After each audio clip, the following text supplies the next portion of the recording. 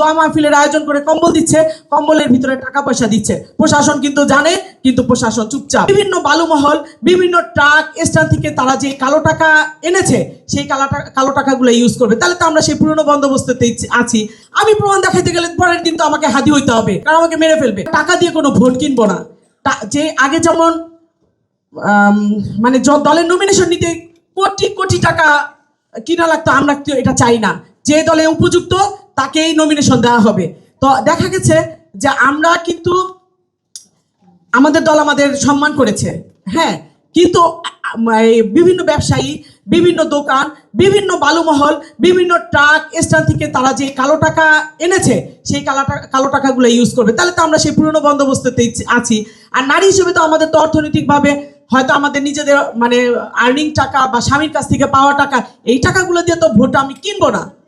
আমি ভোট কিনবো না, কারণ ভোট কিনবো না বিধায়ী তো আমি পরিবর্তন চেয়েছি। কিন্তু আমার যে প্রতিপক্ষ আছে, বড় বড় দলের যারা আছে, তারা প্রথমে আমাকে দেখছে আমি নারী, দ্বিতীয়ত তারা কিন্তু এখনই ভোট কিনছে। যেমন দোয়া মাহফিলের আয়োজন করে কম্বল দিচ্ছে, কম্বলের ভিতরে টাকা পয়সা দিচ্ছে। প্রশাসন কিন্তু জানে, কিন্তু প্রশাসন চুপচাপ। কোকো ও শিয়া বাটারের ইউনিক কম্বিনেশনে তৈরি Natura expert care body lotion স্কিনের ড্যামেজ হিল করে, ত্বক রাখে সফট ও ময়েশ্চারাইজ। লুকিয়ে আর কতদিন, বাই বাই ড্যামেজ স্কিন। এটা যদি আমি বলতে চাই প্রমাণ দেখান, আমি প্রমাণ দেখাবো কেন? আপনারা প্রমাণ দেখাবেন। আপনারা কি করেন তাহলে? আপনাদের গোয়েন্দারা কি করে তাহলে? আপনাদের গোয়েন্দারা এগুলোর খবর কেন রাখে না? আমি প্রমাণ দেখাইতে গেলে পরের দিন তো আমাকে হাদি হইতে হবে, মহিলা হাদি হইতে হবে পরের দিন আমাকে, কারণ আমাকে মেরে ফেলবে। আমাকে মেরে ফেলার পর আমার সন্তান আছে, আমার একটা পরিবার আছে।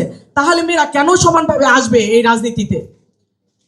কেন আসবে মেয়েরা? কারণ আমার একটা সন্তান আছে, আমার একটা পরিবার আছে। যেমন হাদির একটা পরিবার ছিল, সে মারা গেছে, তার পরিবার কিন্তু ভোগ করছে।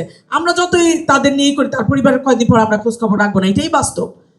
তো আমি আপনার কাছে আমার অনুরোধ যে যেহেতু অনেকেরই এখনো কিন্তু ভয় যে নির্বাচনটা কি হবে বা নির্বাচনটা কি সঠিক হবে, নির্বাচনটা কিভাবে হবে, এটা কিন্তু একদম তৃণমূল পর্যায়ে সবারই কিন্তু এটা একটা মানে বলা যে আমরা যখন ভোটের কথা বলতে যাই বা আমরা সাক্ষাৎ করতে যাই, আমাদের কানে কানে বলে আসলে কি নির্বাচনটা হবে, নির্বাচনটা কি হতে দিবে। আপনাদের উপর আমরা ভরসা রাখি বিধায় কিন্তু এই অবস্থায়ও, দেশের এই পরিস্থিতিতেও কিন্তু আমরা নির্বাচনে এসেছি। পরিবর্তন চাই বিধায় হার জিত থাকবে, কিন্তু মাঠে খেলবো, খেলা দেখে যেন জনগণ যেন বুঝে যে না, বাংলাদেশে একটা নির্বাচন হয়েছে। হার জিত তো থাকবেই, আমরা হার জিত মেনে নিব। কিন্তু এখানে যদি সেই পুরাতন পদ্ধতি থাকে, পুরাতন ব্যবস্থায় যদি থাকে, তাহলে আমি মনে করব যে আপনাদের ব্যর্থতা, এবং আপনারা যে এই ব্যর্থতা নিয়ে যখন এখান থেকে চলে যাবেন, তখন ইতিহাসে আপনাদের নাম কিন্তু কলঙ্কিত অধ্যায় রচনা করবে। ধন্যবাদ সবাইকে। আসসালামু আলাইকুম।